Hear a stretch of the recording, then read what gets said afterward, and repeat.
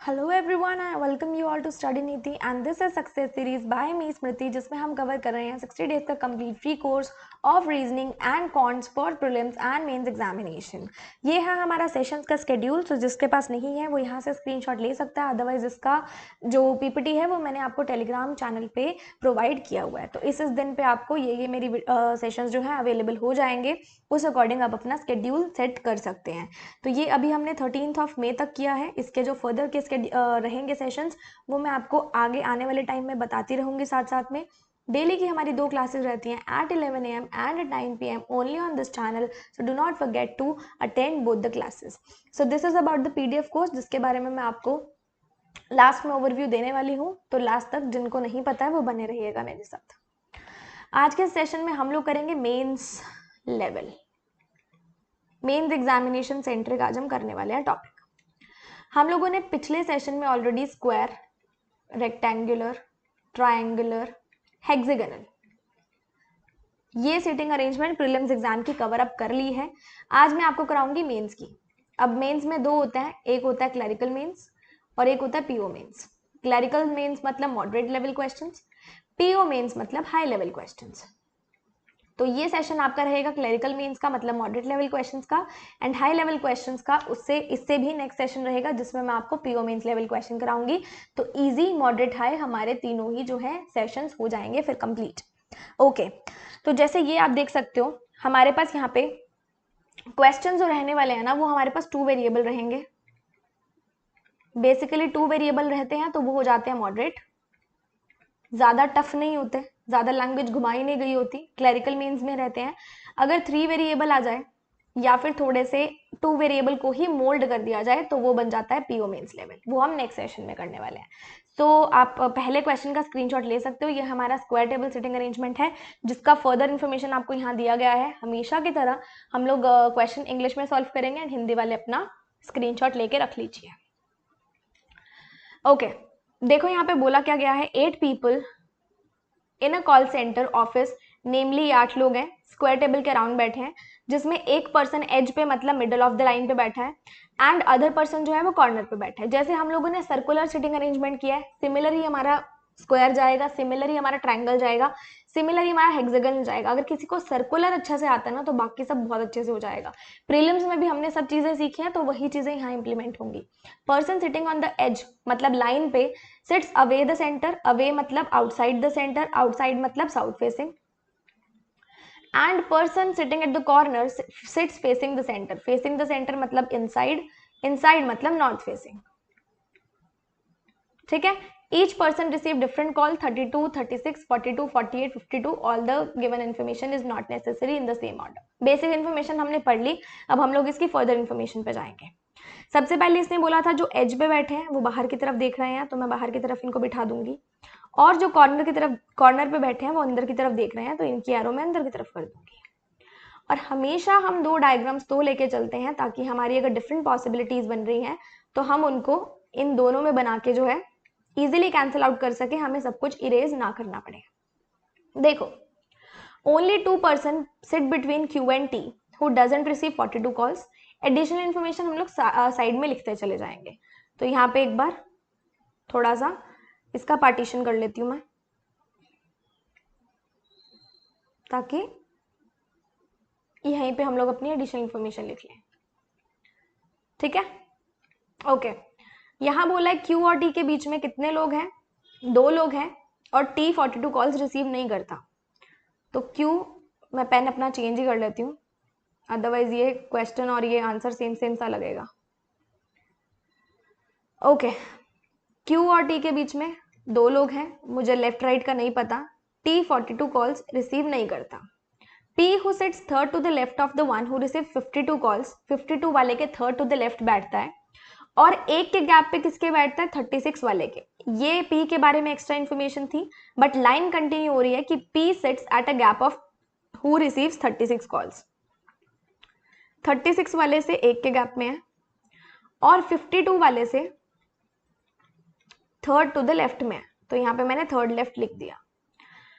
S sits third to the left of the one who receive 36 calls, तो यहाँ पे 36 वाले के थर्ड लेफ्ट में कौन है, एस है, हु का मतलब 36 वाला, doesn't sit adjacent to the one who receives 52 calls, तो 36 वाला 52 का नेबर जो है नहीं है, बना दिया। Only 2 people sit adjacent to S, sit between S and V, जो 36 कॉल्स रिसीव नहीं करता। एस और वी के बीच में 2 पर्सन हैं, लेफ्ट राइट नहीं पता, डबल एरो बना दिया। और वी जो है 36 कॉल्स रिसीव नहीं करता, बना दिया। U neither receives 42 nor sits adjacent to the one who receive 64 calls. U जो है 42 कॉल्स रिसीव नहीं करता और 64 वाले के साथ में नहीं बैठा, मतलब दोनों दुश्मन है। ये एडिशनल थी। कंटिन्यू लाइन क्या है, you sits immediate left of Q, you जो है क्यू के इमीडिएट लेफ्ट में है, तो हम लोग इसको जनरल वे में इमीडिएट लेफ्ट बना लेंगे। वी जो 56 कॉल्स रिसीव नहीं करता, वी 36 भी नहीं करता, 56 भी नहीं करता, sits third to the left of the one who receives 42 calls. देखो 42 वाला ये रहा, थर्ड लेफ्ट इसका बन जाएगा, यहाँ पे वी आ जाएगा। R neither sits at corner nor adjacent to the one who receive 72 calls. R corner पे भी नहीं बैठता, आर 72 वाले के साथ भी नहीं बैठता, लेकिन कितने के गैप पे बैठता है, 2 के गैप पे बैठता है 56 वाले से, तो ये 56 आ गया, 2 का गैप छोड़ के आर आ गया। मुझे लेफ्ट राइट का नहीं पता, मैंने डबल एरो लगा दी। W who neither sits adjacent to P or to S, W जो है पी का भी दुश्मन है और एस का भी दुश्मन है।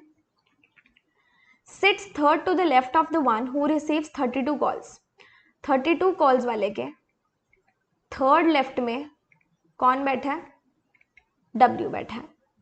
Difference in number of calls received by S and R is 4, S और आर की कॉल्स का डिफरेंस कितना है, 4, तो हम लोग यहाँ से एस और आर के प्रोबेबल केसेस निकाल ही लेते हैं। हमारे पास केसेस हैं 32, 36, 42, 48, 52, 56, 64 एंड 72।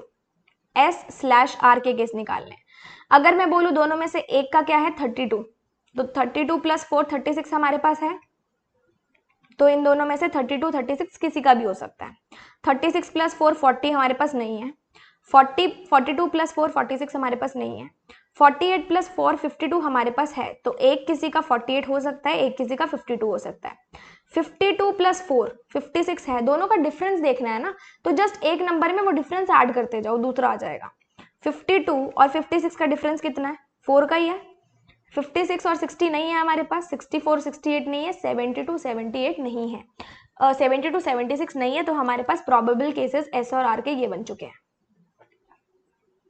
ठीक है, आगे चलते हैं। P does not receive 32 calls, P 32 calls receive नहीं करता, and sit adjacent to the one who receives 48. P किसके साथ बैठेगा, 48 वाले के, क्लियर। और V 72 कॉल्स रिसीव नहीं करता, तो V 36 भी नहीं करता, ये रहा, V 56 भी नहीं करता, 72 भी नहीं करता, क्लियर। अब हमें करना है क्वेश्चन को स्टार्ट। तो देखो मेरे को ना कॉमन चीजें निकालनी है जहां से मुझे ज्यादा इंफॉर्मेशन मिलेगी। मेरे को दिख रहा है कि अगर मैं कहां से शुरुआत करूं, हम लोग शुरुआत करते हैं 52 से। 52 से अगर मैं शुरुआत करूंगी, मेरे पास 52 और P आ जाएगा, यहां से P और 36 आ जाएगा, क्लियर। ये कनेक्शन मेरे पास बन रहा है यहां से, आई होप इतना आपको क्लियर होगा। फिर 36 और S का कनेक्शन मेरे को यहां से मिल रहा है, जो मैंने तीनों पोर्शन हाईलाइट किए, तीनों एक दूसरे के साथ कनेक्टेड है। फिर S और V का मुझे यहां से मिल रहा है, फिर V और 42 का मुझे यहां से मिल रहा है। मतलब मैं अगर यहां से 52 से शुरू करूं तो मेरे पास सारे के सारे कनेक्शन आ रहे हैं। तो 52 को एक बार मैं कॉर्नर पे बिठा देती हूँ, एक बार मिडिल ऑफ द साइड में बिठा देती हूँ। कॉर्नर में बिठाऊंगी तो कहीं पे भी बिठा दो, क्वेश्चन स्टार्ट हो रहा है। मिडिल ऑफ द साइड में बिठाऊंगी तो 52 को यहां बिठा देते हैं। इसके थर्ड टू द लेफ्ट में P है, तो अगर आउटर फेसिंग है, इसका लेफ्ट साइड कहाँ होगा, यहाँ पे, डायरेक्शन ऑपोजिट हो जाती है। थर्ड टू द लेफ्ट मतलब 1 2 3, P हमारा यहाँ आ जाएगा। और अगर इनसाइड फेसिंग है तो लेफ्ट कहाँ होगा, इस साइड, तो मतलब 1 2 3, P यहाँ पे आ जाएगा, ठीक है। P और 36 के बीच में एक का गैप है, तो यहाँ से छोड़ूंगी तो 36 यहाँ आ जाएगा। यहां से छोड़ूंगी तो 36 यहाँ पे आ जाएगा। सिमिलरली यहां से गैप छोड़ूंगी 36 यहाँ आएगा, यहां से गैप छोड़ूंगी 36 यहाँ पे आ जाएगा। क्लियर? लेकिन उसने बोला है 36 और 52 इकट्ठे नहीं बैठते, मतलब ये वाला केस कैंसिल आउट क्योंकि 52 के साथ में है, ये वाला केस कैंसिल आउट क्योंकि 52 के साथ में है। मतलब मुझे 36 की प्रॉपर जगह मिल गई कि मुझे 36 को कहां पे बिठाना है। ठीक है, तो 36 को हम उसकी जगह पे बिठा देते हैं। अब बाकी एक्स्ट्रा मैं यहां से रिमूव कर दूंगी। इधर 36 बैठ जाएगा और हमने कहाँ बिठाया था, पी के एक गैप में बिठाया था ना, यहाँ पे बिठाया था, 36 बैठ गया। ठीक है, ये तीनों हमारे पास हो गए हैं। अब यहां से 36 के थर्ड टू द लेफ्ट में कौन है, ये वाला बॉक्स वाला देखो, एस है। तो अगर ये इनसाइड फेसिंग है, इसका लेफ्ट इधर बनेगा 1 2 3, एस यहाँ आ जाएगा। अगर ये आउटसाइड फेसिंग है, इसका लेफ्ट इधर बनेगा 1 2 3, एस हमारा यहाँ आ जाएगा। इतना सबको क्लियर है? फिर देखो एस और वी के बीच में 2 का गैप है, एस और वी के बीच में 2 का गैप है, तो यहां से देखो 2 का गैप यहां से छोड़ूंगी, वी यहाँ पे आ जाएगा, 2 का गैप यहां से छोड़ूंगी, वी यहाँ पे आ जाएगा। दूसरा केस 2 का गैप यहां से छोड़ूंगी तो वी यहाँ पे आ जाएगा, 2 का गैप यहां से छोड़ूंगी, वी यहाँ पे आ जाएगा।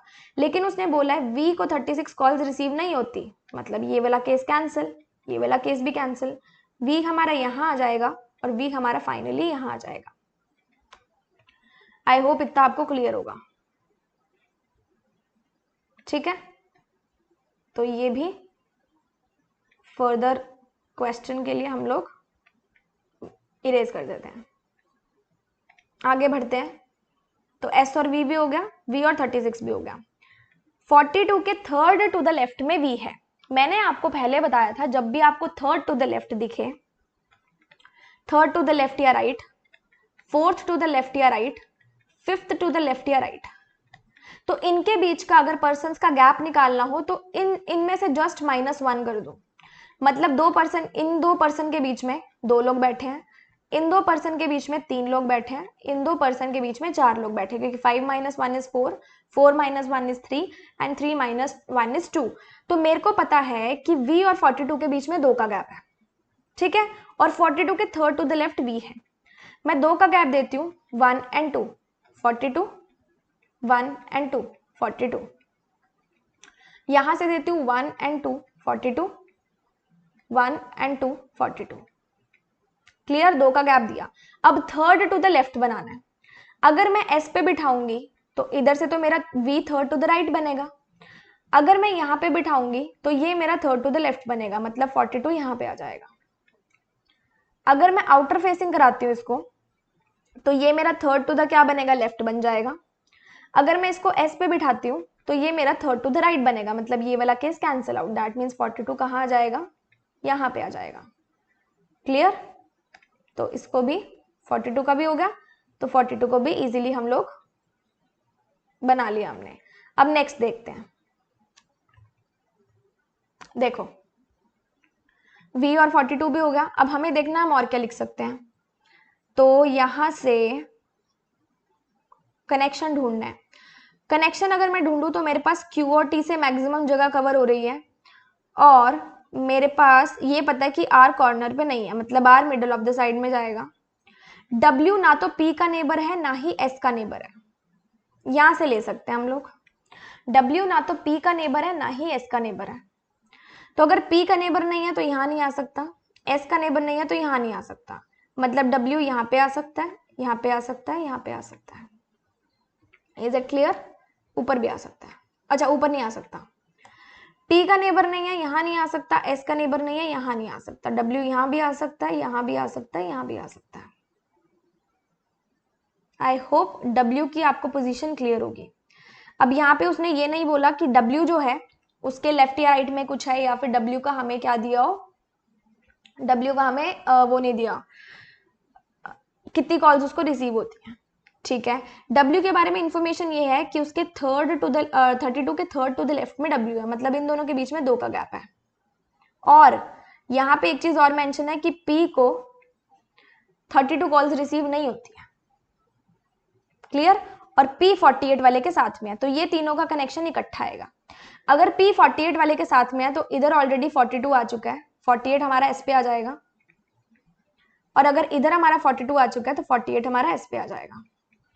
अब W को बिठाते हैं। सबसे पहले मैं W को मानती हूँ यहाँ पे, ठीक है। 32 के थर्ड टू द लेफ्ट में W है। अगर मैं 2 का गैप यहाँ से छोड़ू, 32 यहाँ नहीं आ सकता, कैंसल आउट। W को यहाँ मानती हूँ। अच्छा, नीचे भी देख सकते हैं ना, 2 का गैप यहाँ छोड़ूंगी तो भी 32 यहाँ नहीं आ सकता, ठीक है। यहाँ से देखो, 2 का गैप यहाँ छोड़ू, 32 यहाँ नहीं आ सकता क्योंकि P को 32 कॉल्स रिसीव नहीं होती। अगर मैं इसको देखूं फिर से, 2 का गैप यहाँ से छोड़ू तो 32 यहाँ आ सकता है, नो प्रॉब्लम इन दिस। और देखो यहाँ पे अगर मैं यहाँ से देखूं, स्क्वायर बना दिया मैंने इसको, 2 का गैप यहाँ से देखूं तो 32 यहाँ नहीं आ सकता, 2 का गैप यहाँ से देखूं 32 यहाँ नहीं आ सकता, कैंसल आउट। मतलब W और 32 का यही बन रहा है। अब हमें ये चेक करना है क्या 32 के थर्ड टू द लेफ्ट में है W, तो इधर से अगर हम जाएंगे तो इसका थर्ड टू द लेफ्ट ही बनेगा, ये एरो जो बनेगी ये थर्ड टू द लेफ्ट ही बनेगी, मतलब बन रहा है, डेफिनेटली बन रहा है। तो इसको हम लोग फाइनलाइज कर देते हैं 32 और W को।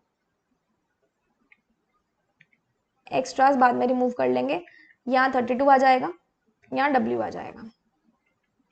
इधर से चेक करते हैं हम लोग। मैं सबसे पहले ये वाला केस लूंगी, 2 छोड़े 32 यहाँ नहीं आ सकता इस पे, 2 छोड़े 32 यहाँ नहीं आ सकता, 52 आ चुका है, कैंसिल आउट। ये वाला केस लेके देखते हैं। 2 का गैप दिया, 32 P पे नहीं आ सकता, 2 का गैप दिया, 32 यहाँ आ सकता है। अब इसको लूंगी मैं, इस वाले को, 2 का गैप दिया, 32 यहाँ नहीं आ सकता, 2 का गैप दिया, 32 यहाँ नहीं आ सकता। मतलब सिर्फ एक ही केस बन रहा है जहाँ पे W यहाँ पे आ रहा है हमारा और 32 यहाँ पे आ रहा है। अब एक्स्ट्राज हम लोग इसके हटा लेंगे।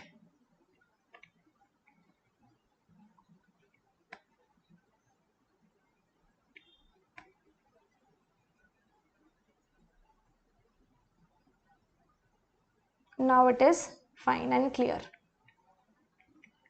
देखो अब एक चीज ध्यान दो, S का हमारे पास 48 आ चुका है, तो मतलब R का हम लोग कॉल्स निकाल सकते हैं। अगर S का 48 है तो R का 52 बन जाएगा, R का 52 बन जाएगा, R का 52 बन जाएगा। उसने बोला था R कॉर्नर पे नहीं है, कैंसल आउट। R कॉर्नर पे नहीं है तो कॉर्नर पे नहीं है, ये केस हमारा सही बनेगा, इसमें हम लोग कंटिन्यू करेंगे। 56 और R के बीच में 2 का गैप है, इधर से 2 का गैप दूंगी 56 यहाँ आ सकता है, इधर से 2 का गैप दूंगी 56 यहाँ नहीं आ सकता, तो मतलब P पे क्या आ जाएगा, 56 आ जाएगा। उसके बाद हम लोग कौन सा देखेंगे, U और Q बचा है हमारे पास, कि Q के इमीडिएट लेफ्ट में U है, और यहाँ पे क्या बचा था हमारे पास, R कॉर्नर पे नहीं है, हो गया। Q और T के बीच में 2 का गैप है, ठीक है, ये वाला बच रहा है। एंड U और 64 क्या है, नेबर है। मतलब हमें U और Q से शुरू करना पड़ेगा। देखो अगर हमें U और Q से शुरू करना पड़ेगा मतलब हमें 2 प्लेसेस खाली चाहिए, और मेरे को पता 2 प्लेसेस मुझे सिर्फ यहीं और यहीं खाली दिख रही हैं, और कहीं पे मुझे इकट्ठी 2 प्लेसेस खाली नहीं दिख रही हैं, ठीक है। तो Q के इमीडिएट लेफ्ट में U बनाना है। अगर मैं Q यहाँ पे बना दूं U यहाँ पे बन जाएगा, अगर मैं Q यहाँ पे बना दूं U यहाँ पे बन जाएगा, लेकिन उसने बोला है U 42 पे नहीं आएगा, तो अगर U 42 पे नहीं आ सकता तो 42 पे क्या आ जाएगा, Q आ जाएगा, और 36 पे क्या आ जाएगा, U आ जाएगा। Clear, okay. अब मेरे पास कौन बच गया, T बच गया, T को मैंने यहाँ लिख दिया। T और Q के बीच में 2 का गैप था, 2 का गैप आ गया, T और Q के बीच में, ये भी सेटिस्फाई हो गया।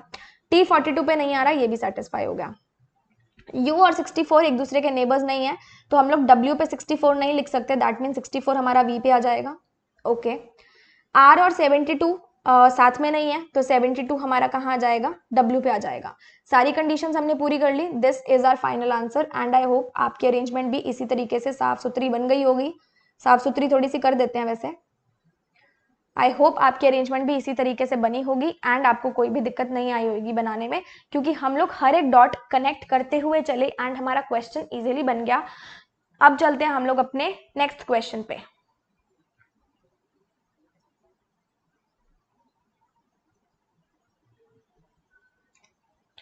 This is your next question. Rectangular sitting sitting arrangement का क्वेश्चन है, आप स्क्रीनशॉट ले लो, फिर हम लोग शुरू करेंगे. This is the further information.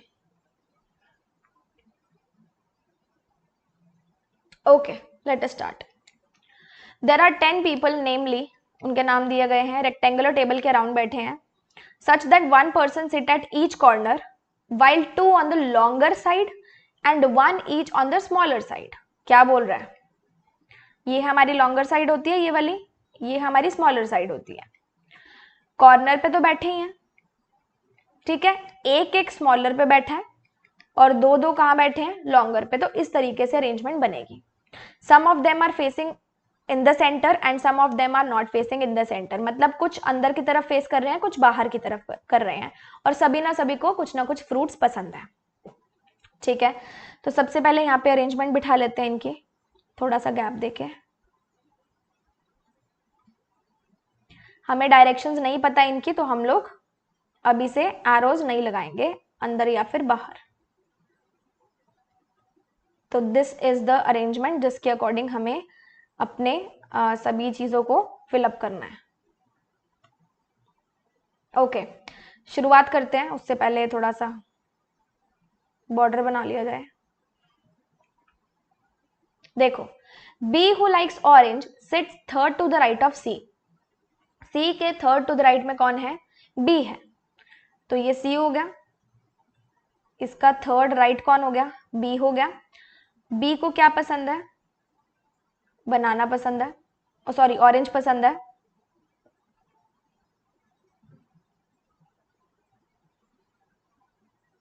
B को पसंद है orange. B neither sits adjacent to the one who likes banana nor the immediate neighbour of guava. तो बी बनाना के एडजेसेंट नहीं बैठा और बी गुआवा के एडजेसेंट नहीं बैठा. The one who likes lychee is facing the center but not immediate neighbor of Q. लीची जो है सेंटर की तरफ है, लेकिन ये सेंटर मतलब मैंने नॉर्थ बना दिया, लेकिन किसके साथ नहीं है? Q के साथ नहीं है. तो Q और लीची एक दूसरे के नेबर्स नहीं है, दुश्मन है. P neither like mango nor is immediate neighbor of C. P को मैंगो नहीं पसंद और P और C साथ में नहीं है. ब्रेकअप हो गया. P sit second to the right of S. S के सेकेंड टू द राइट में कौन है? P है, तो ये second right. The one who likes banana sits exactly opposite to S. S के एकदम ऑपोजिट, और ऑपोजिट डायरेक्शन फेस कर रहा है S से. तो S के एकदम ऑपोजिट कौन बैठा है? बनाना. और इन दोनों की डायरेक्शन क्या है? ऑपोजिट. मतलब अगर एक इनसाइड है तो दूसरा आउटसाइड हो जाएगा. ई को बनाना नहीं पसंद, और किसका इमीडिएट नेबर नहीं है? गुआवा वाले का. तो ई बनाना नहीं पसंद और ई गुआवा एक साथ नहीं है. Persons diagonally sit opposite to the corner sits facing in opposite direction to each other. मतलब जो कॉर्नर्स वाले हैं इनकी डायरेक्शन एक दूसरे से ऑपोजिट रहेगी. अगर कोई इनसाइड है, अगर ये इनसाइड है तो ये वाला आउटसाइड हो जाएगा, इस तरीके से. तो इसको हम लोग ना ध्यान में रख लेंगे. जगह हमारे पास पहले ही कम है, आपके पास पूरी स्पेस होगी नोटबुक में, तो आप इसको भी लिख के रख लीजिए. R sit second to the left of the one who likes banana who sits on the smaller side of the table.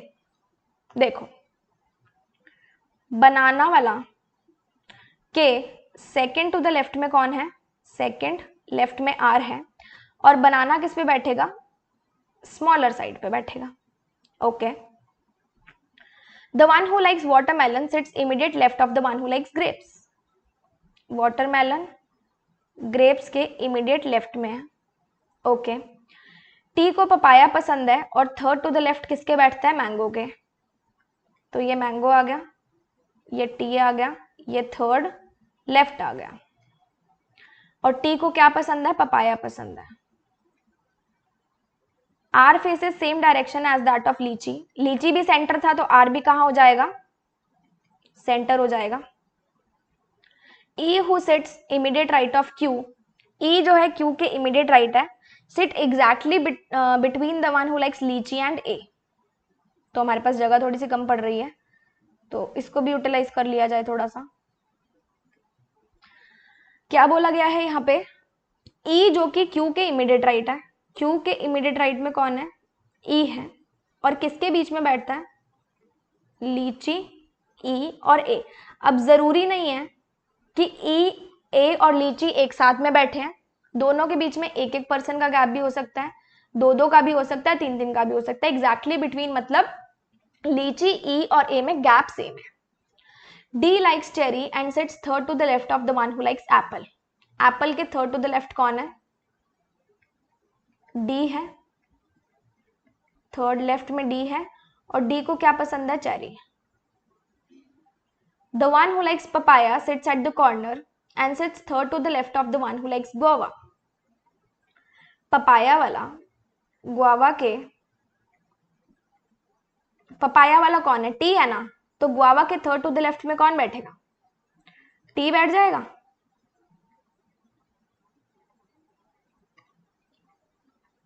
ये हो जाएगा थर्ड लेफ्ट में। आगे क्या बोला गया, guava sits together with R at the same side. Guava और R same side पे, मतलब गुआवा और आर लॉन्गर साइड पे होंगे। सेम साइड मतलब लॉन्गर साइड हो गई, साइड का मतलब ये वाली साइड हो गई ना, तो लॉन्गर साइड हो गई। आगे देखो, the person on each longer side is facing the opposite direction to each other. अगर ये इनसाइड है तो ये आउटसाइड हो जाएगा। जस्ट एक एग्जाम्पल दिया है, R does not like grapes, तो जगह नहीं है, इसको बोल्ड कर लेते हैं, मतलब बॉक्स में बना देते हैं। अब हम लोग अपना क्वेश्चन बनाना शुरू करते हैं। ओके, डॉट्स कनेक्ट करनी है। मुझे यहां से टी और मैंगो दिखा, मुझे यहां से टी और गुआवा दिखा, टी पपाया पे दिख गया, और गुआवा से एक कनेक्शन और था यहाँ पे, गुआवा और आर लॉन्गर साइड पे है।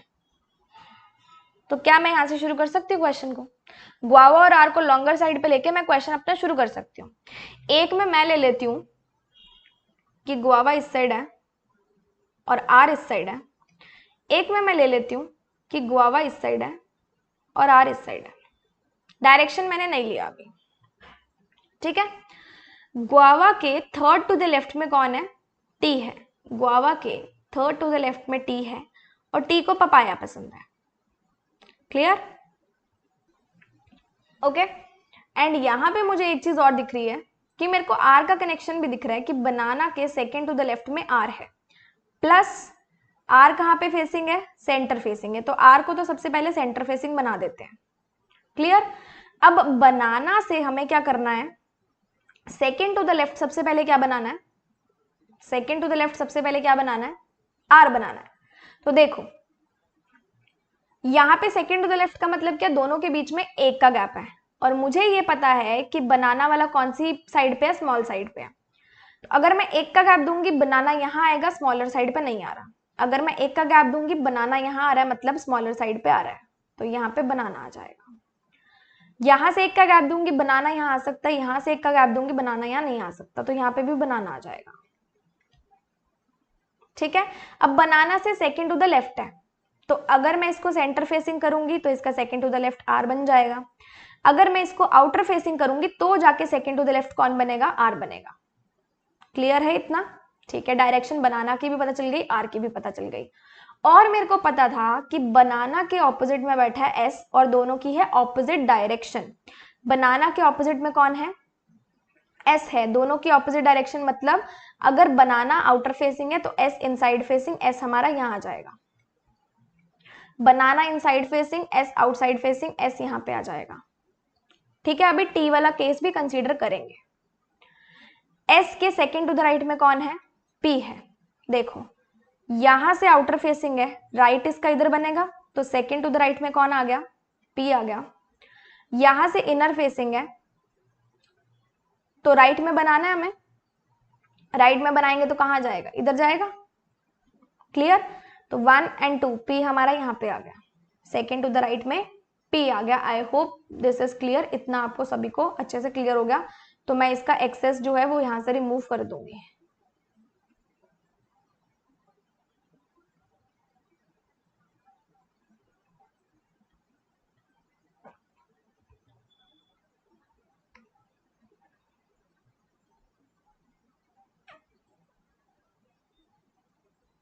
अब देखो, उसने बोला था गुआवा के थर्ड टू द लेफ्ट में टी है और मैंगो के भी थर्ड टू द लेफ्ट में टी है, मतलब टी और मैंगो के बीच में भी 2 का गैप है, टी और गुआवा के बीच में भी 2 का गैप है, कंसीडरिंग पी को मैंगो नहीं पसंद। ठीक है, अगर मैं गुआवा से 2 का गैप दूंगी, 1 और 2, टी यहां पे आ सकता है। ठीक है, फिर टी से फिर से 1 और 2 का गैप देना, मैंगो यहां पे आ सकता है। ये केस मेरा सही बन रहा है क्योंकि इधर गैप दूंगी तो यहाँ तो गुआवा ऑलरेडी आ चुका है। अगर मैं यहाँ से 2 का गैप दूंगी तो टी यहाँ आ सकता है, फिर यहाँ से 2 का गैप दूंगी तो मैंगो यहाँ बन रहा है, जबकि पी पे मैंगो नहीं बन सकता। तो मेरे पास टी और मैंगो का एक ही केस बच रहा है, ये वाला। और टी को कौन सा फ्रूट पसंद है? पपाया। इधर से देखो, गुआवा से 1 और 2 का गैप दूंगी, टी यहाँ बन सकता है, फिर से 1 और 2 का गैप दूंगी, मैंगो यहाँ बन सकता है।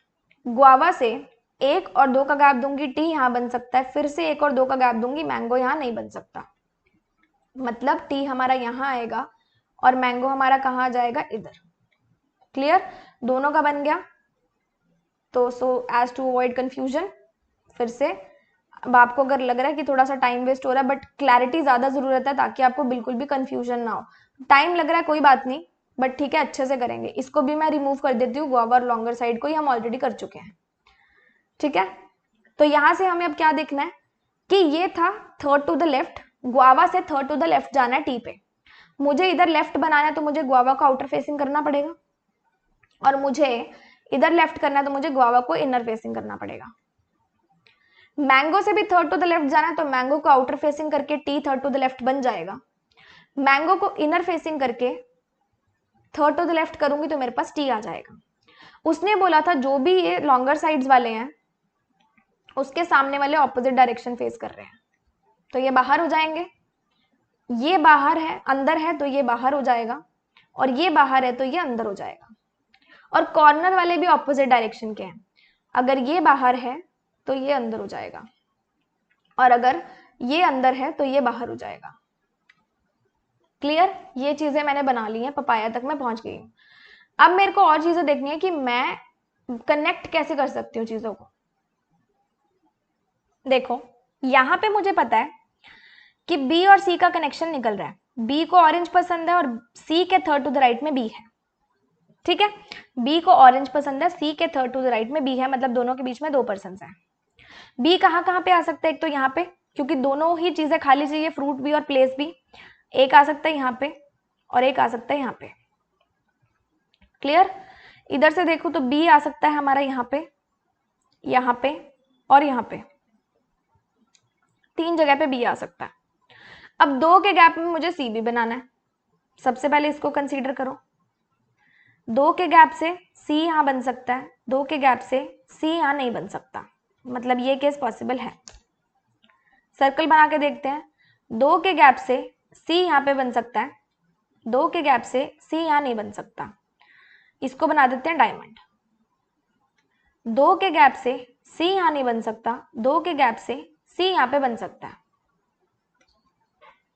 हमें क्या देखना है कि क्या ये थर्ड टू द राइट में बन रहा है सी के, यही देखना। क्लियर है? अगर मैं सी को यहां रखती हूँ इस गोले वाले पे, तो इधर से बनाऊंगी बी, तो ये जा रहा है कौन सा? लेफ्ट साइड, मतलब ये वाला केस कैंसिल आउट हो गया। सी की पोजीशन डेफिनेटली यही आने वाली है क्योंकि दोनों केसेस में सी यहीं पे बन रहा है। हमें देखना है कि बी यहाँ पे आता है या यहाँ पे आता है। ठीक है, क्योंकि अभी सी की पोजीशन नहीं पता, छोड़ेंगे। इधर से अगर मैं देखूं, ये वाला केस लेती हूँ, 2 की पोजीशन छोड़ी, सी यहाँ पे आ सकता है, 2 की पोजीशन छोड़ी, यहाँ नहीं आ सकता। अब सर्कल में लेके देखते हैं, 2 छोड़ा, सी यहाँ पे आ सकता है, इधर से 2 का गैप दिया तो सी हमारा यहाँ पे भी आ सकता है। इसको देख लेते हैं, 2 का गैप दिया, सी नहीं आ सकता, 2 का गैप दिया, सी आ सकता है। तो ये केसेस हमारे पास बी और सी के बन रहे हैं। ठीक है, इसकी मुझे पता है इनसाइड फेसिंग है, तो अगर इधर से मैं सी को बनाऊंगी, मुझे कहाँ जाना है? राइट में जाना है। मुझे कहाँ जाना है? राइट में जाना है। तो अगर मैं इधर राइट में जाऊंगी तो मेरे पास ये वाला बी बन सकता है, सर्कल वाला केस पॉसिबल है।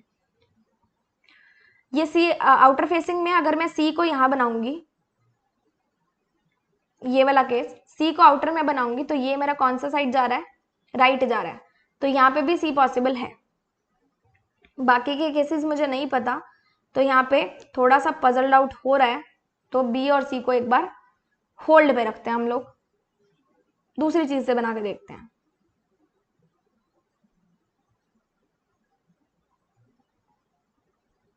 ठीक है, तब तक हम इसको इरेज कर देते हैं।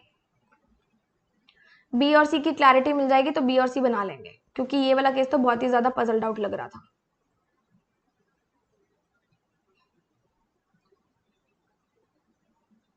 ओके, देख लेते हैं अब।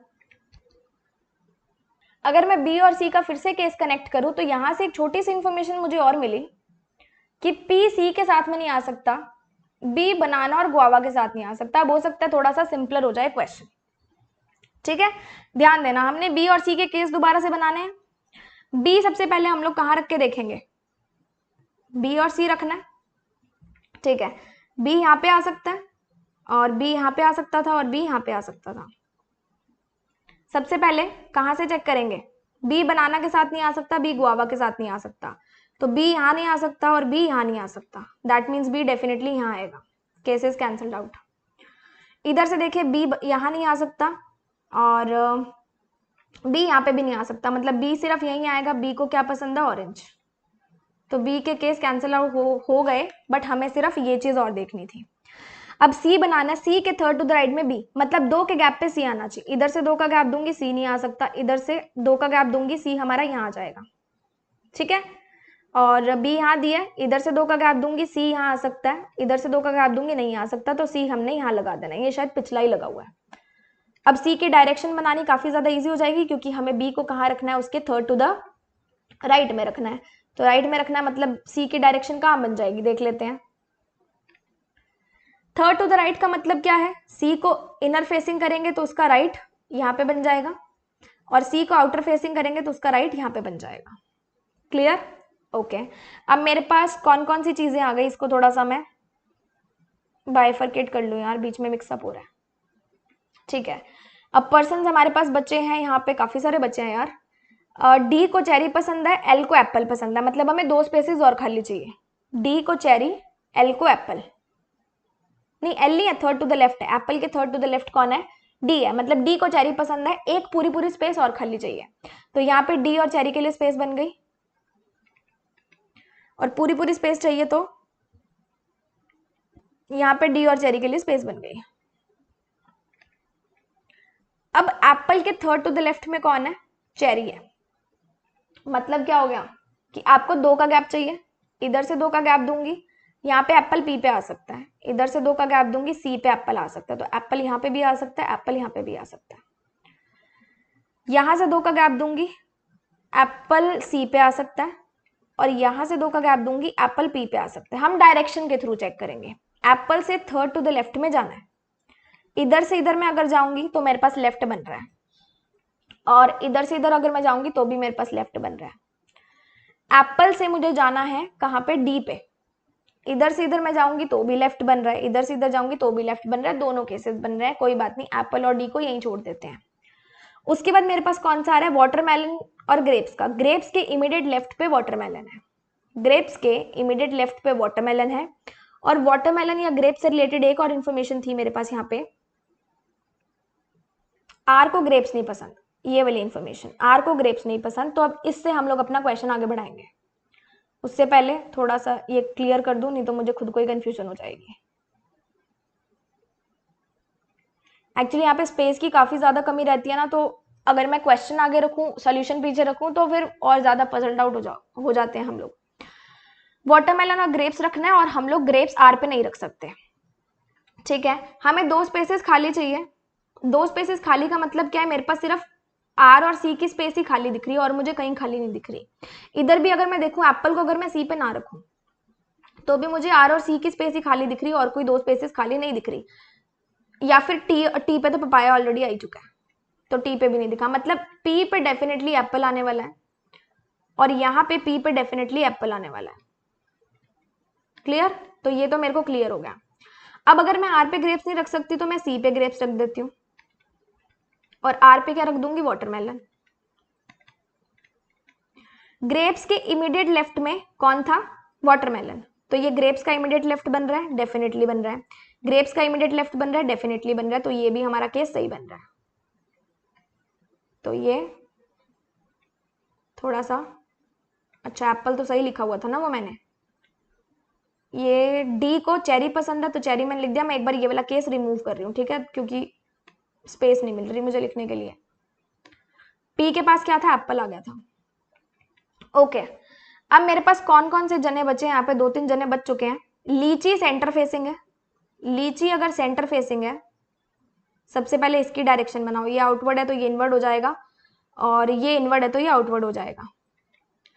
लीची के लिए मेरे पास जगह कौन कौन सी बच रही है, एक तो एस बच रही है, मैंगो आ चुका है, सिर्फ एस ही बचा है, तो यहाँ पे लीची आ जाएगी, और यहाँ पे भी लीची आ जाएगी, लेकिन ये आउटर फेसिंग है, ये केस कैंसिल आउट करता है क्योंकि और कोई जगह नहीं बच रही। लीची हमारे पास आ गई, ये केस कंटिन्यू करेंगे। लीची ई और ए में क्या चीज सेम है, गैप सेम है, या आप कहो कि इक्वल डिस्टेंट पे बैठे हैं, मतलब या तो बीच में कोई नहीं होगा, ये 1-1, 2-2 पर्सन हो सकते हैं। और क्यू के इमीडिएट राइट में ई है, क्यू के इमीडिएट राइट में कौन है, ई है, देख लेते हैं।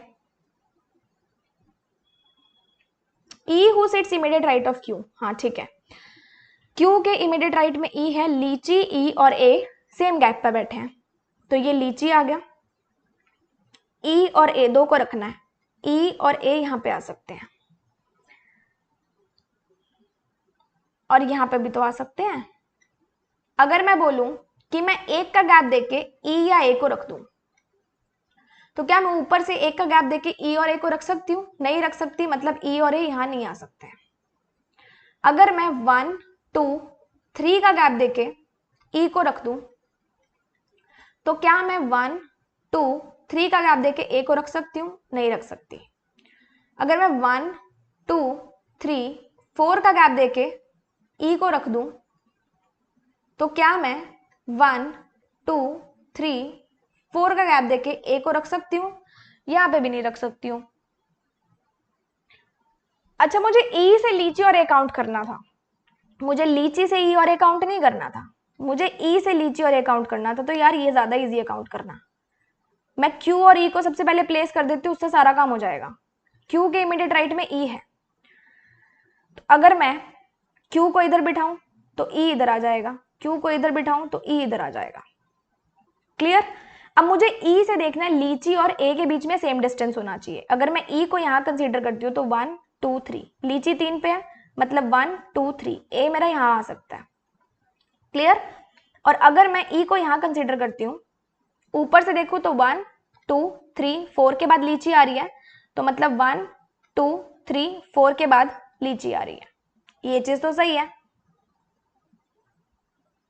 लेकिन 4 के बाद ए आना चाहिए, तो यहां से ए नहीं आ रहा, मतलब अगर मैं ई को यहाँ पे बिठाऊंगी तो मेरा ए यहाँ पे आ जाएगा। तो फाइनल हमारा अरेंजमेंट क्या बनने वाला है, यहाँ पे ई को हम बिठाएंगे किस पे, मैंगो पे, और ए को किस पे बिठाएंगे, गुआवा पे, तो हमारा डिस्टेंस जो है वो सेम बन जाएगा। ई को हमने मैंगो पे बिठाया, क्यू पे हमने बनाना को बिठा दिया, और ए पे हमने गुआवा को बिठा दिया। ठीक है, अब काउंट कर लो, ई से 1, 2, 3 पे लीची है, और ई से 1, 2, 3 पे कौन है, गुआवा है, तो ये वाली कंडीशन भी सेटिस्फाई होगी। ये पूरा का पूरा बन चुका है, करेक्ट बन चुका है ये वाला केस, एंड आई होप आपको क्लियर होगा। कंफ्यूजन इन क्वेश्चंस में रहती है, बट करते चले जाएंगे तो होता चला जाएगा, एंड आई होप कि आप अगले क्वेश्चन के लिए अब रेडी होंगे। देख लेते हैं अगला question. This is the next question of triangular arrangement, and probably this is the last question for today. Hexagonal में मुझे 2 वेरिएबल नहीं मिला, बट 3 वेरिएबल की हम लोग हेक्सागोनल करेंगे। You may take the screenshot and then we will be starting. Okay, देखो 8 people बैठे हैं ट्रायंगुलर टेबल में। There is 1 chair placed at corner and 3 chairs kept on the large edge and 2 chairs kept on the remaining 2 edges. मतलब ऐसा अगर triangle है तो ये लार्ज एज पे 3 है, बाकी पे 2-2 हैं, और कॉर्नर्स पे 1-1, 3 है। 10 हमारे अरेंजमेंट कितने की हुई, 1, 2, 3, 4, 5, 6, 7, 8, 9 एंड 10। 10 चेयर लगी हैं, लेकिन 8 लोग हैं, मतलब यहाँ पे डेफिनेटली 2 चेयर क्या रहने वाली हैं, vacant. The person on the corner are facing away from the centre, outer facing है, और एजेस पे बैठे हैं वो इनर फेसिंग है। और डिफरेंट नंबर्स उनको पसंद है, and no two adjacent chairs are vacant, मतलब जो नेबरिंग चेयर्स हैं, 2 चेयर्स हैं वो वैकेंट नहीं रहेंगी, ठीक है। तो देखो यहाँ पे सबसे पहले अरेंजमेंट अपनी बिठा ही लेते हैं अपने। कॉर्नर वाले आउटर फेसिंग है, तो ये भी कॉर्नर वाले आउटर फेसिंग बना देंगे, और यहाँ पे 2 इनर फेसिंग बैठे हैं, यहाँ पे भी 2 इनर फेसिंग बैठे हैं, यहाँ पे 3 इनर फेसिंग बैठे हैं। चेयर्स मतलब पर्सन नहीं कह रही मैं, चेयर्स कह रही हूँ, क्योंकि 2 हमारे पास वेकेंट भी रहेंगे। क्लियर। और नंबर्स हमारे पास यहाँ पे दिए गए हैं, तो नंबर्स की जरूरत पड़ेगी तो हम लोग यहाँ से देख लेंगे। F who likes prime number sit 4 places away from the one who likes 32 who sits on a large edge। 32 वाला लार्ज एज पे बैठेगा और F को प्राइम नंबर पसंद है। प्राइम नंबर इसमें से 13 है, 19 है, जो किसी से डिवाइड नहीं होता, 13 और 19, मतलब F के नंबर्स क्या हो जाएंगे, 13 या फिर 19, और वो 4 प्लेसेस अवे बैठा है 32 वाले से जो लार्ज एज पे बैठा है। तो 32 वाला डेफिनेटली इस वाले एज पे होगा, लार्ज वाले पे।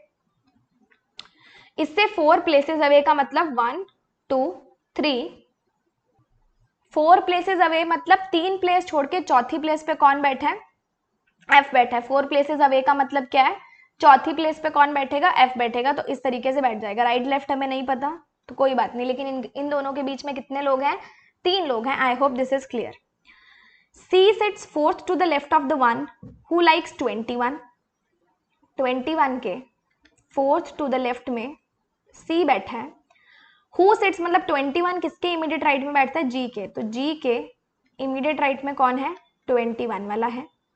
K को इवन नंबर पसंद है और थर्ड टू द लेफ्ट किसके बैठता है, 32 के, 32 के थर्ड लेफ्ट K बैठेगा। K को इवन नंबर पसंद है, इवन है 14, 16, 24 एंड 32, तो K का आ जाएगा 14, 16, 24 and 32।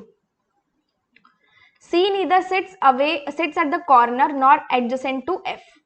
C कॉर्नर पे नहीं बैठा, मतलब C किसी एज पे बैठेगा, और C और F एक दूसरे के क्या हैं, दुश्मन हैं।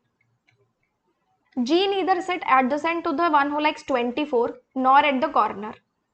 G किस पे बैठेगा, एज पे बैठेगा, और किसके पास नहीं बैठा, 24 वाले के, तो ये दोनों भी क्या है, दुश्मन है।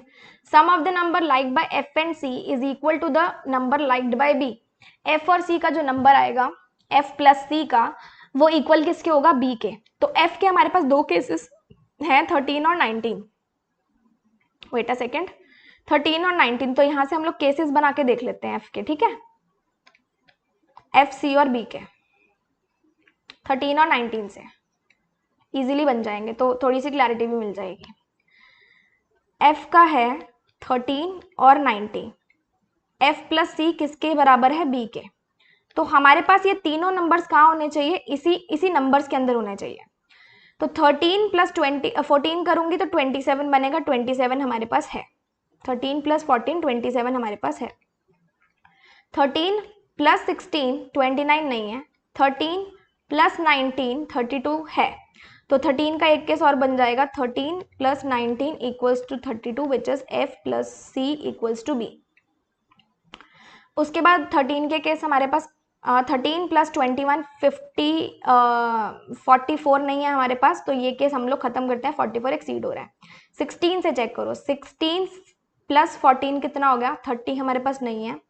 16 प्लस 13 ऑलरेडी हम चेक कर चुके हैं। 16 प्लस 19 हमारे पास 35 नहीं है।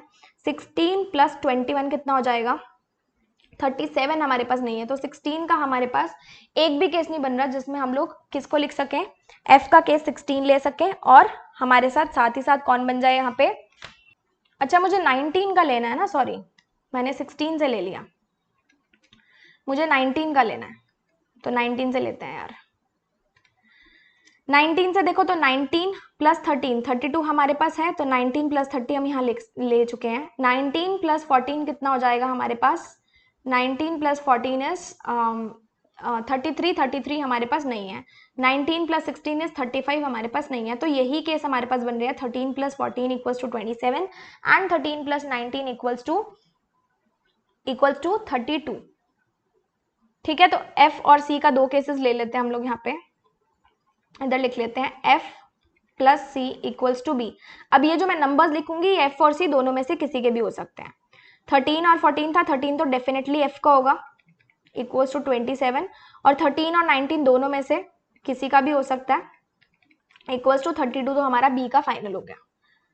ठीक है, क्लियर। आगे देख लेते हैं, the one who likes 21 adjacent F के नहीं बैठा, ना ही एच के बैठा है, तो एफ के एडजेसेंट 21 वाला नहीं है और एच के एडजेसेंट भी 21 वाला नहीं है। 2 person sit between R and the one who likes a number which is a perfect square. Perfect square हमारे पास यहाँ कौन सा है, 16 है, तो आर और 16 वाले के बीच में कौन है, एक पर्सन बैठा है या 2 बैठे हैं, 2 पर्सन है ना, 2 पर्सन है तो 2 बैठे हैं।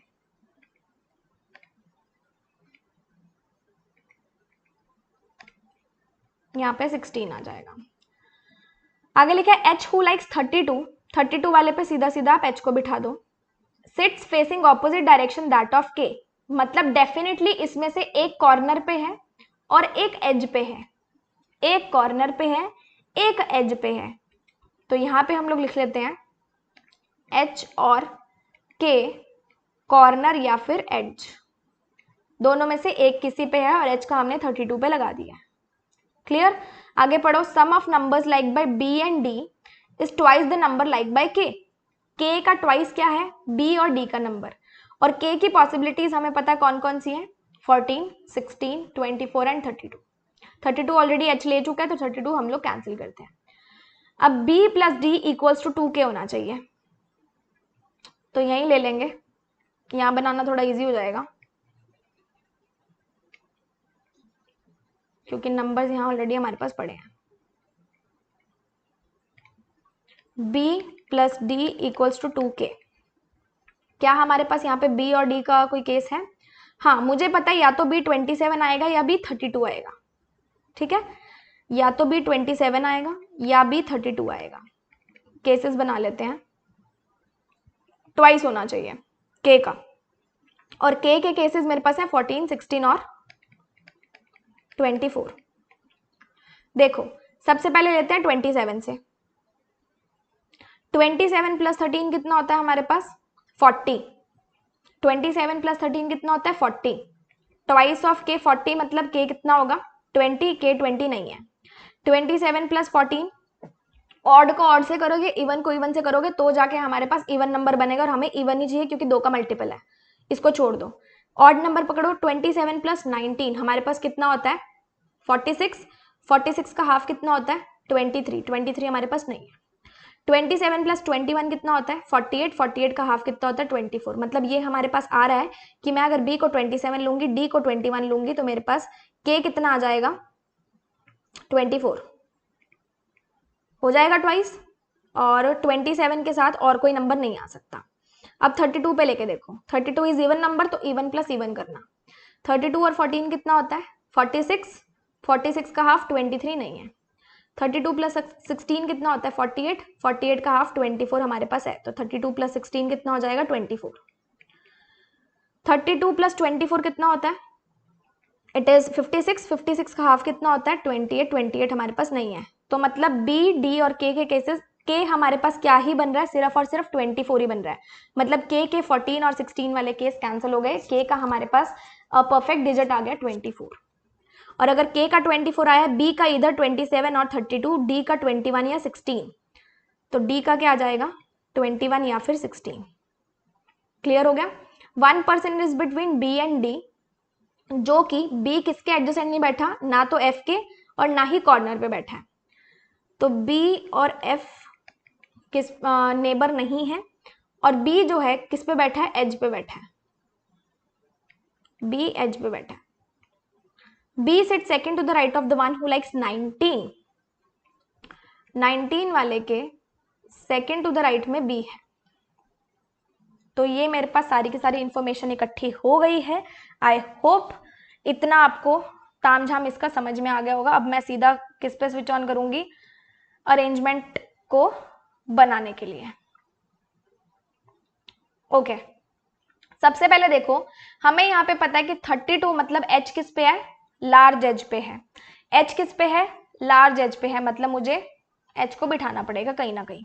देखो एच को पहले यहाँ बिठा लेते हैं, 32 आ जाएगा यहाँ पे, अंदर लिख देती हूँ। इसके 3% छोड़ के कौन है? 1 2 3, फोर्थ प्लेस पे कौन है? एफ है। तो एफ के तो कोई भी प्लेसेस बन सकती है, लेकिन एच का कनेक्शन इससे भी तो आ रहा है। मैं थोड़ा ना पेन चेंज कर लूं, ये एच बनाते हैं, ये 32 बनाते हैं, ठीक है। 32 के थर्ड टू द लेफ्ट में कौन है? मतलब एच के थर्ड टू द लेफ्ट में के है, और अगर एच एज पे है तो के कॉर्नर पे होना चाहिए। 32 का 1 2 3, के अगर यहाँ पे आया तो ये भी एज पे है, ये भी एज पे, मतलब ये केस पॉसिबल नहीं है। दूसरा केस बना लेते हैं एच का। अगर मैं एच को यहाँ बिठाऊं, 32 ये रहा, 1 2 3, के यहाँ पे आएगा, ये भी एज पे, ये भी एज पे है, मतलब ये केस भी पॉसिबल नहीं है। मतलब केस तो हमारे पास रेस है कि एक ही पॉसिबल हो रहा है, विच इज एच को यहाँ पे बिठाऊं, दिस इज 32 एंड 1 2 3, के हमारा कॉर्नर पे आ जाएगा, और के का हमें पता है कितना है? 24 है। इधर भी एच को हम बिठा देते हैं 32, और के हमारा कितना है? 24।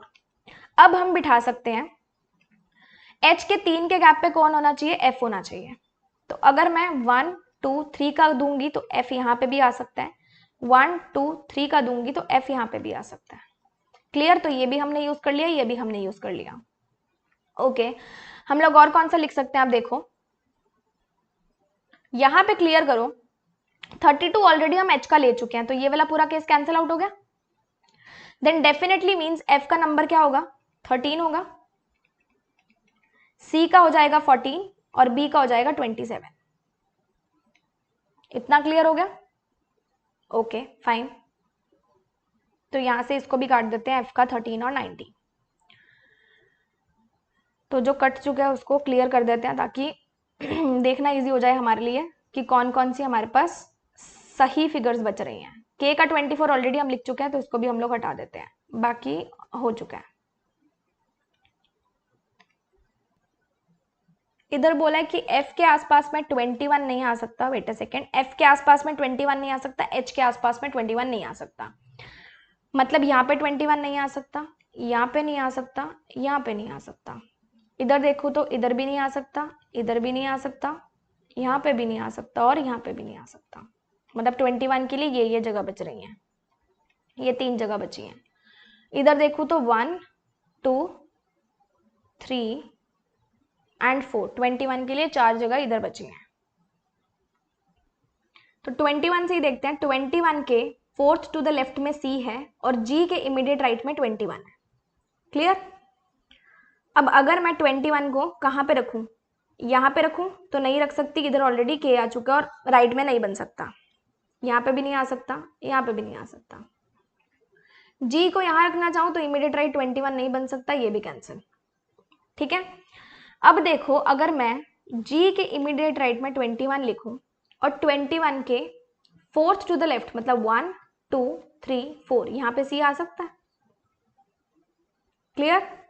अगर मैं जी को यहाँ रखूं, 21 को यहाँ रखूं, फोर्थ टू द लेफ्ट मतलब 1 2 3 4, तो यहाँ पे कौन आ जाएगा मेरे पास? यहाँ पे मेरे पास आ जाएगा सी। तो ये केस भी बन रहा है,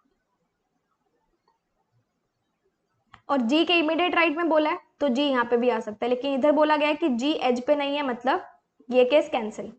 और जी 24 के पास में भी नहीं है, तो जी हम लोग यहाँ पे भी नहीं रख सकते, तो यहाँ तो हमने बनाया ही नहीं। मतलब हमारे पास जी और सी के कौन कौन से केसेस बन रहे हैं? एक तो ये वाला केस बन गया जो मैंने अंदर बनाया, और एक जो बाहर बनाया वो वाला केस बनेगा। ठीक है, क्लियर है आपको इतना? ओके, अब यहां से देखते हैं, इसको भी क्लियर ही कर देते हैं पहले।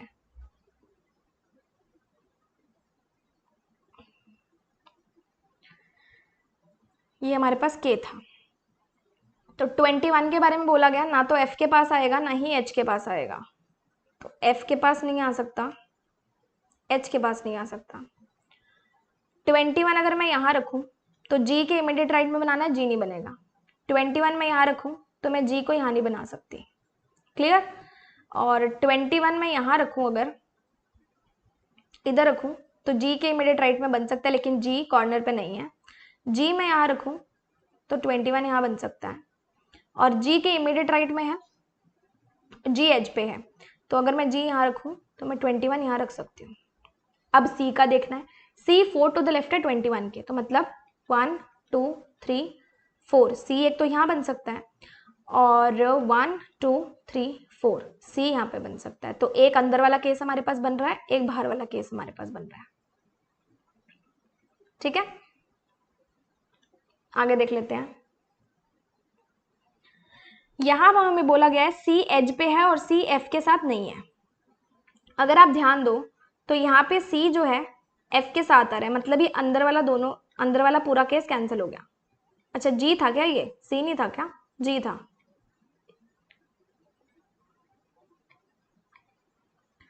तो यहाँ पे सी तो हमने एफ के साथ बनाया ही नहीं, दैट मीन्स ये वाला केस सही बन रहा है, तो वो वाली कंडीशन भी हमने यूज कर ली। इसको भी सर्कल आउट कर देते हैं।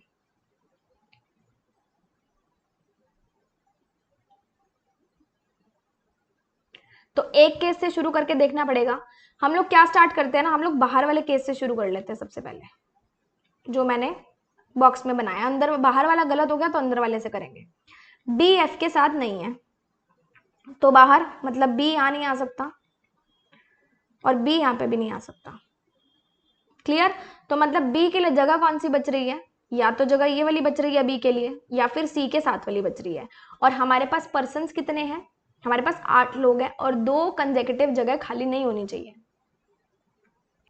और इधर बोला गया है 19 के सेकंड टू द राइट में हमारे पास कौन है, बी। मतलब अगर मुझे 19 के सेकंड टू द राइट में जाना है तो मेरे को बी पे जाना पड़ेगा। अगर सेकंड टू द राइट पे मुझे बी आना है तो मुझे 19 कहाँ बनाना पड़ता, इधर तो लेफ्ट बनता। मुझे 19 बनाने के लिए कोई जगह ही नहीं मिल रही, मतलब बी वाला ये केस क्या है हमारे पास सही नहीं बना। दैट मीन्स हमारा आउटर वाला केस जो है 21 और जी का, ये भी सही नहीं बना। तो हम इनर केस बना के देखेंगे। अब इधर मैं जी को रखती हूँ, इधर मैं 21 को रखती हूँ और इधर मैं सी को रखती हूँ। ठीक है, बी एफ के साथ नहीं आएगा तो मतलब बी यहाँ नहीं आ सकता, इधर वाली साइड पे नहीं आ सकता। और 19 के सेकंड टू द राइट में बी है और बी हमारे पास 27 पे है, मतलब मुझे खाली स्पेस चाहिए। बी के लिए मेरे पास अगर मैं बी यहाँ पे रखूँ तो 19 का सेकंड टू द राइट मैं इधर 19 रख सकती हूँ, 19 का सेकंड टू द राइट मेरे पास बी बन रहा है। और अगर मैं बी यहाँ रखूँ, ठीक है, तो मेरे पास यहाँ पे 19 से सेकंड टू द राइट भी बी बन रहा है। यहाँ तक सबको समझ में आ गई।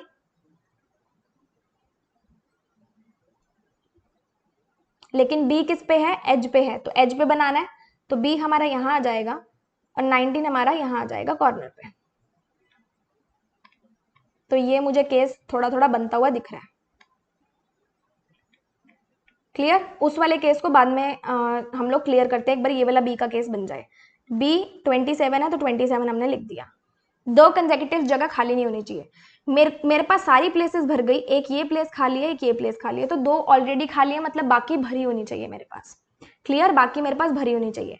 तो सी मेरा 14 है और आर और 16 के बीच में 2 का गैप है, आर और 16 के बीच में 2 का गैप है। तो मेरे पास ना तो आर है यहाँ पे और ना ही 16 है यहाँ पे। और जगह मेरे पास कौन सी बच रही है, ये वाली और ये वाली, एक तो जी के पास और एक 24 के पास। कौन कौन सी जगह बच रही है, एक तो जी के पास और एक 24 के पास।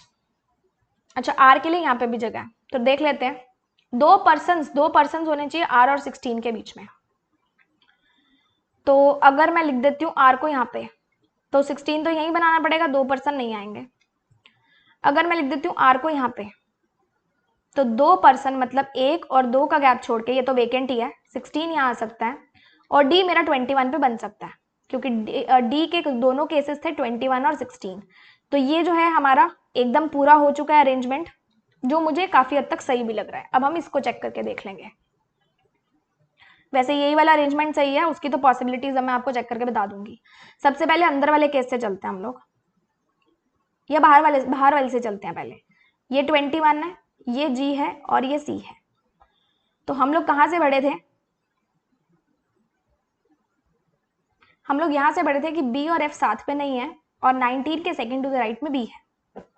क्लियर, बी और एफ साथ में नहीं है तो बी यहाँ नहीं बन सकता, बी यहाँ नहीं बन सकता। बाहर वाले केस के अकॉर्डिंग मेरे को 2 जगह खाली छोड़नी है। एक जगह मेरे पास ये ब्लैंक है, एक ये ब्लैंक है और एक ये ब्लैंक है, और 2 कंसेक्यूटिव जगह खाली नहीं हो सकती। अगर मैं बी को यहाँ पे बनाऊं तो 19 के सेकेंड टू द राइट में बी होना चाहिए, मतलब यहाँ 19 आना चाहिए, जबकि सी पे हमने 14 को बिठाना है। ये केस गया और बी एज पे नहीं है, तो बी एज पे नहीं है तो बी का ये केस भी गया। जस्ट बी के लिए हमारे पास जगह कौन सी बच रही है, ये वाली, सॉरी यहाँ सी था, बी के लिए ये वाली जगह बच रही है बाहर वाले केस के अकॉर्डिंग। 19 के सेकेंड टू द राइट में होना चाहिए, मतलब 19 यहाँ होना चाहिए, 19 यहाँ नहीं हो सकता, मतलब ये वाला केस भी कैंसिल आउट हो गया। तो अब मुझे इंटरनल केस उठाना पड़ेगा जिसमें G21 और B को सेट करना पड़ेगा।